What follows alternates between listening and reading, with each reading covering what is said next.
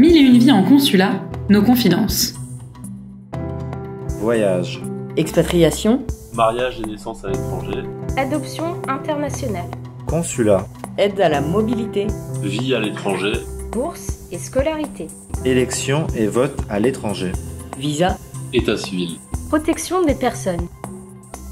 La direction des Français à l'étranger et de l'administration consulaire du ministère de l'Europe et des Affaires étrangères vous propose une plongée au cœur des services consulaires pour découvrir les missions des femmes et des hommes qui sont et font France Consulaire, le service public français à l'étranger. À travers cette série sur la vie en poste, nous découvrons leurs expériences vécues durant leur mission à l'étranger. Des moments sur le terrain remplis de surprises et d'émotions, loin des clichés sur la vie diplomatique. Dans cet épisode, écoutons de nouvelles confidences.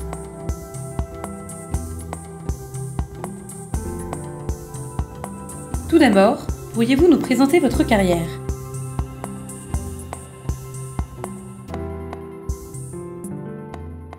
J'ai 39 ans, donc j'ai intégré le ministère de l'Europe et des Affaires étrangères en 2011, où j'ai d'abord rejoint en tant que gestionnaire à la direction des affaires financières. Ensuite, j'ai été affecté au Nicaragua en tant que chef de section consulaire, chef de service commun de gestion et régisseur.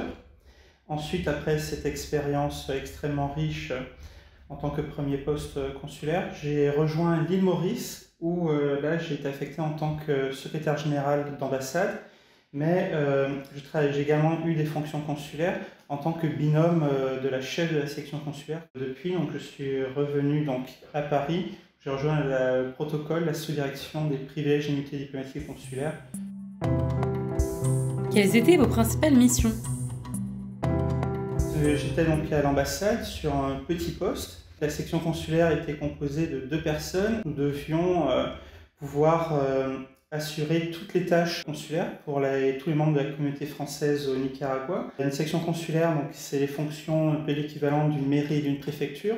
Et donc j'ai eu à travailler sur les demandes de cartes d'identité, de passeport, sur l'état civil pour toutes les déclarations de naissance, les mariages, les décès également. On a dû travailler sur tout ce qui regroupe l'action sociale. L'une des autres nombreuses actions était la protection consulaire pour tous nos ressortissants français dès qu'ils étaient arrêtés ou lorsqu'ils avaient donc des difficultés avec les autorités du pays. Donc, je devais aller assister aux audiences, faire les visites aux prisonniers.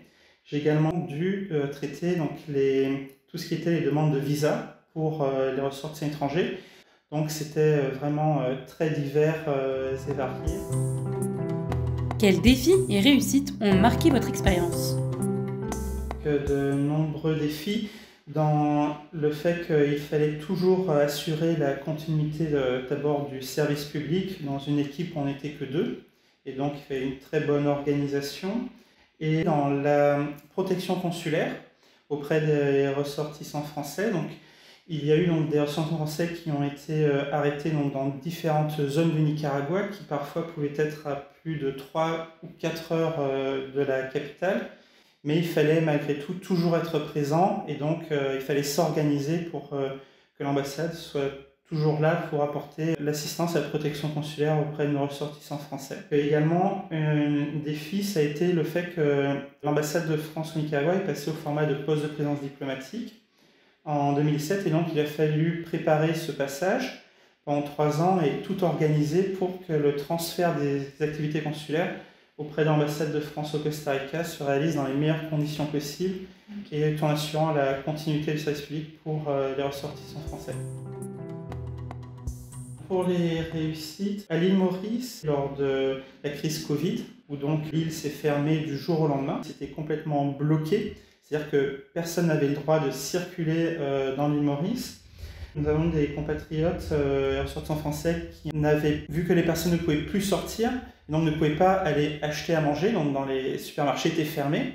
Nous avons des ressortissants compatriotes qui n'avaient plus de réserve chez eux, et donc l'ambassade a mis en place une opération de distribution de colis contenant des vivres, de la nourriture à ces ressortissants qui avaient été recensés. Et c'est moi qui me suis occupé de toute la partie logistique et de mise en place, donc de la réception des colis et de la distribution auprès de nos ressortissants français.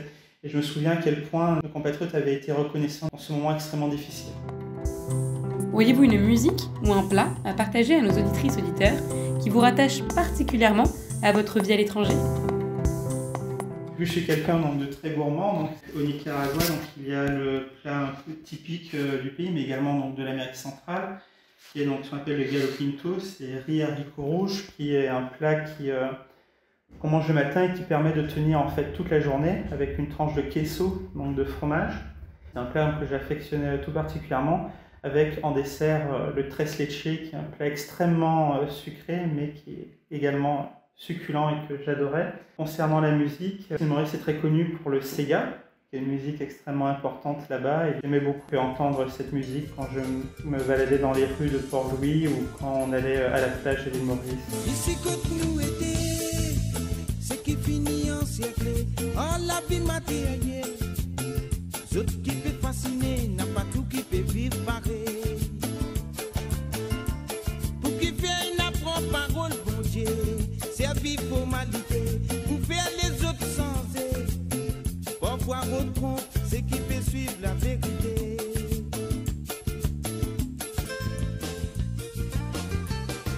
Quel événement consulaire survenu pendant vos années à l'étranger retenez-vous? Au Nicaragua, un jour en fait, il y a un ressortissant français qui était parti donc faire une randonnée dans le nord du Nicaragua, une zone absolument magnifique, mais c'était donc durant la période sèche et il était allé faire la randonnée sans guide. Dans cette zone, en fait, les parcours n'étaient pas forcément très bien signalés et le ressortissant français s'est perdu. Et donc c'était extrêmement préoccupant parce que c'était une zone extrêmement aride. Au bout de quelques jours, en fait, le pire peut arriver. Et donc, dès qu'on a été informé que ce ressortissant avait disparu, l'ambassade a tout de suite contacté donc, les autorités pour demander à ce que les pompiers, les policiers, voir si l'armée ne pouvait pas intervenir pour faire les recherches, car il fallait qu'ils se retrouvent au plus vite. Ça pouvait vraiment être dangereux, car en plus c'était une zone très escarpée. Et finalement, ce monsieur a été retrouvé par un paysan qu'il a rencontré et qui l'a sauvé. Et donc voilà, c'était assez cocasse, assez bien fini et on était très heureux. Pour finir, pourriez-vous nous expliquer quel était l'impact de cette mission sur votre vie professionnelle? Ça m'a permis de me rendre compte de l'importance des fonctions consulaires pour les ressortissants français et de toute l'importance du service public. L'ambassade est là pour eux et pour répondre à leurs attentes. Et ça a renforcé ma vocation à agir pour le service public. Merci pour ces confidences. C'est la fin de 1001 vies en consulat, nos confidences, un podcast proposé par la Direction des Français à l'étranger et de l'administration consulaire. Pour ne rien rater de notre actualité, vous pouvez vous abonner à nos réseaux Facebook, Twitter ou LinkedIn. On se retrouve très vite. À bientôt.